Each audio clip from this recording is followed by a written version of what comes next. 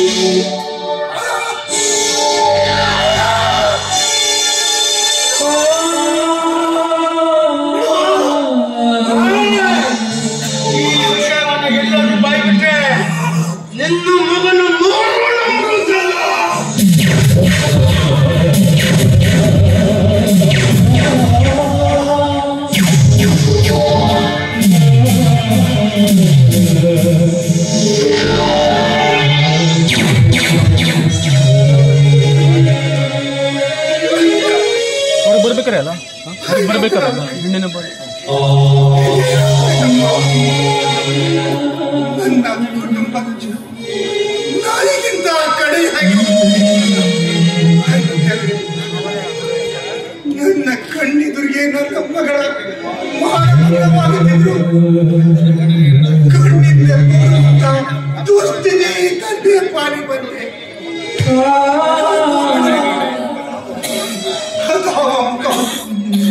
ಮಗಳೇ ಏನಾಯ್ತು ಅಂತ ಕೇಳಿದೆ. ಹುಟ್ಟುವಾಗಲೇ ನಾನು ಮೂಕನಾಗಿದ್ರೆ ನನಗೆ ಸ್ಥಿತಿ ಬರುತ್ತಿರಲಿಲ್ಲ.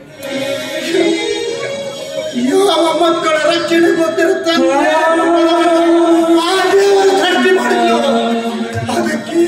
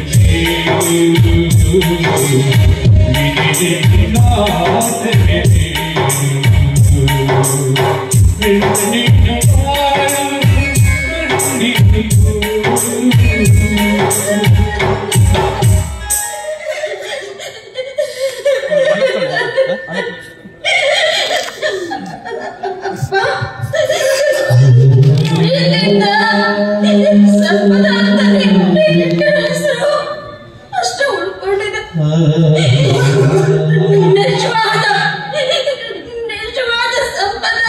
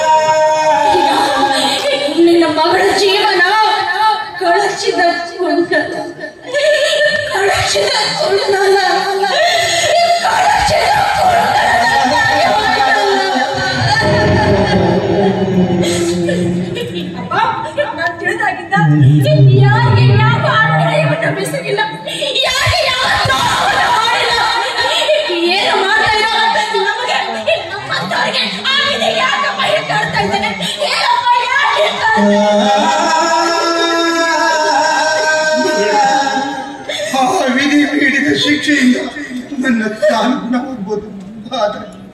ಆದರೆ ದೈವ ನೀಡಿದ ಈ ಕಳಂಕದಿಂದ ನೀನು ಯಾಕೆ ಸುಧಾರಿಸ್ಕೊಟ್ಟಿಯಪ್ಪ?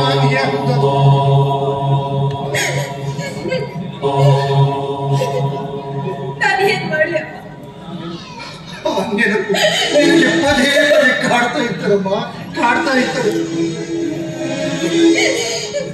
ನಿಮ್ಮೆಲ್ಲರ ನೆನಪಿಗೆ ನಾನು ಇಲ್ಲಿಗೆ ಬಂದಿರೋದು. ಅಕ್ಕ, ಇದೇನಕ್ಕ ಹರಿದ ಬಟ್ಟೆ? ಅಪ್ಪ ಇದೇನಪ್ಪ ಕಾಣಲಿರಕ್ಕ? ಏನಾಯ್ತಪ್ಪ, ಏನಾಯ್ತು? ಅದು ಅಪ್ಪ ಆಚೆ ಹೋಗಿದ್ರು, ಬರವಾಗಿ ಎಲ್ಲ ಬಿತ್ಕೊಂಡು ಕಾಲಿಗೆ ಪಟ್ಟೆ ಅಷ್ಟೇ ಅಷ್ಟೇ. ಅಲ್ಲೇ ಅಪ್ಪ ಇಲ್ಲ, ಮನೆಯ ವಾತಾವರಣ, ನಡುಗುವ ನಿನ್ನ ಧ್ವನಿ, ಎಂತಹ ನೋವಿಗೂ ತಲೆಭಾಗದ ಅಪ್ಪನ ಕಣ್ಣೀರು ಕಂಡಾಗ ಇಲ್ಲಿ ಏನೋ ನಡೆದಿದೆ ಎಂಬುದು ನಾನು ಊಹಿಸಬಹುದು. ಹೇಳಕ್ಕ, ಏನಾಯ್ತು ಅಂತ ಹೇಳಕ್ಕ. ಏನಿಲ್ಲ, ಹೊರಗಡೆ ಹೋಗಿದ್ದೆ. ಅಲ್ಲಿ ತುಂಬಿ ಗಲಾಟೆ ನಡೀತಾ ಇತ್ತು. ಅದರಲ್ಲಿ ನಾನು ಸಿಕ್ಕಾಕೊಂಡ್ಬಿಟ್ಟೆ. ಅಪ್ಪ, ಇಷ್ಟು ವರ್ಷಗಳ ಕಾಲ ನಾನು ನಿಮ್ಮ ನೆರಳಲ್ಲಿ, ನಿಮ್ಮ ಋಣದಲ್ಲಿ ಬೆಳೆದವನು. ನಿಮಗೆ ಸುಳ್ಳು ಹೇಳೋಕೆ ಬರಲ್ಲ ಅಂತ ನನಗೆ ಚೆನ್ನಾಗಿ ಗೊತ್ತಪ್ಪ, ಚೆನ್ನಾಗಿ ಗೊತ್ತು. ದಯವಿಟ್ಟು ನಿಜ ಹೇಳಿಯಪ್ಪ, ದಯವಿಟ್ಟು ನಿಜ ಹೇಳಿ. ಅಕ್ಕ, ನೀವಾದ್ರೂ ಹೇಳಿ ಅಕ್ಕ, ಏನಾಗಿ ಅಂತ ಹೇಳಿ. ಅದೆಲ್ಲ ಬಿಟ್ಬಿಡ, ಯಾಕೆ ಸುಮ್ಮನೆ ತಲೆ ಕೆಡಿಸ್ಕೊಂತೀಯ? ನೀನ್ ಯಾವಾಗ ಬಂದೆ? ನೀನ್ ಚೆನ್ನಾಗಿದ್ಯಾ ಅಂತಾನೆ. ಯಾಕಕ್ಕ ನನ್ನ ಹತ್ರ ನಿಜ ಹೇಳಬಾರ್ದ? ದಿಕ್ಕಿಲ್ಲದೆ ಪರದೇಶಿಯಾಗಿದ್ದ ನನಗೆ ಅಪ್ಪ ಅಮ್ಮನ ಪ್ರೀತಿ ಕೊಟ್ಟವರು ನೀವು. ತುತ್ತನ್ನ ತಿನಿಸಿ ದೇಹವನ್ನ ಬೆಳೆಸಿದವರು ನೀವಕ್ಕ. ನನ್ನಮ್ಮನ ಮಡಿಲಿನ ವಾತ್ಸಲ್ಯವನ್ನ ತಾಯಿಯ ರೂಪದಲ್ಲಿ ತಾರೆ ಎರೆದವರು ನೀವಕ್ಕ, ತಾರೆ ಎರೆದವರು. ಬದುಕೆಂಬುದು ಇಲ್ಲದ ನನಗೆ ಅನ್ನ, ವಿದ್ಯೆ, ಪ್ರೀತಿಯನ್ನು ನೀಡಿ ರಕ್ತ ಬಂಧುಗಳಿಗಿಂತ ಹೆಚ್ಚಾಗಿ ಕಂಡವರು ನೀವಕ್ಕ. ಹೇಳಕ್ಕ, ನೀವಾದ್ರೂ ಹೇಳಿ. ಅಪ್ಪ, ನೀನಾದ್ರೂ ಹೇಳಪ್ಪ, ಏನಾಯ್ತು ಅಂತ ಅದು ಹೇಳಪ್ಪ. ಏನಂತ ಹೇಳೋದು? ನನ್ನಿರುವಾಗಲೇ ನನ್ನ ಕಣ್ಣೆದುರಿಗೆ ನಿನ್ನ ಅಕ್ಕಕ್ಕೆ ಮಾನಭಂಗವಾಯಿತು ಅಂತ ಹೇಳೋಣ. ನನಗೆ ಆ ಕಾಮನಿಗೆ ಗುಂಡೇಟು ಬಿದ್ದಂತ ಹೇಳ ಏನಂತ ಹೇಳಿ ಇಷ್ಟೊಂದು ಗಂಡಾಂತರ ನಡೆದು ಹೋಯಿತೆ. ನಾನೇ ಸ್ವಲ್ಪ ಮುಂಚಿತವಾಗಿ ಬಂದಿದ್ದರೆ ಇದನ್ನೆಲ್ಲ ತಡೆಯಬಹುದಿತ್ತಲ್ಲ. ತಡೆಯೋದಕ್ಕೆ ಯಾರಿಂದಲೂ ಸಾಧ್ಯವಿಲ್ಲಪ್ಪ. ತಿಪ್ಪೆಯಲ್ಲಿ ಮಲಗಿದ ನನ್ನ ಹಣೆ ಬರವನ್ನ ನೀವು ಬದಲಾಯಿಸಿಲ್ಲವೇ ಅಕ್ಕ? ಮುಂದಿನ ನಿಮ್ಮ ಕಷ್ಟಕ್ಕೆ ನಾನಿರ್ತೀನಕ್ಕ, ನಾನಿರ್ತೀನಿ. ನಮ್ಮ ಪಾಲಿಗೆ ಬದುಕೆಂಬುದೇ ಮುಚ್ಚಲ್ಪಟ್ಟಿದೆ ಕಣ. ಇಲ್ಲ, ಇನ್ನು ಮುಂದೆ ತೆರೆದುಕೊಳ್ಳಲಿದೆ. ಆಕಸ್ಮಿಕವಾಗಿ ಆಗುತ್ತನ್ನ ಅನುಭವಿಸಿದವರು ನೀವು. ಇದು ಪಶ್ಚಾತ್ತಾಪ ಆಗುವುದೇ ಹೊರತು ಪಾಪದ ಹೆಜ್ಜೆಯಾಗುವುದಿಲ್ಲ. ಮೊದಲು ಪೊಲೀಸ್ ಕಂಪ್ಲೇಂಟ್ ಕೊಟ್ಟು ಕೋರ್ಟ್ ಬಿಟ್ಟಿಲ್ಲ. ಮಾಡಿದ ಪಾಪಕ್ಕೆ ಪುಣ್ಯ ಕರಗಲೇಬೇಕು. ಇಲ್ಲಪ್ಪ, ನಮ್ಮೂರಿಗೆ ಗೊತ್ತಾಗಿರುವ ವಿಷಯ ಮುನ್ನೂರಿಗೆ ಗೊತ್ತಾಗುವುದು ಬೇಡ. ಮೇಲೆ ಅವನು ಯಾರು ಅಂತಾನೇ ನಮ್ಗೆ ಗೊತ್ತಿಲ್ಲ.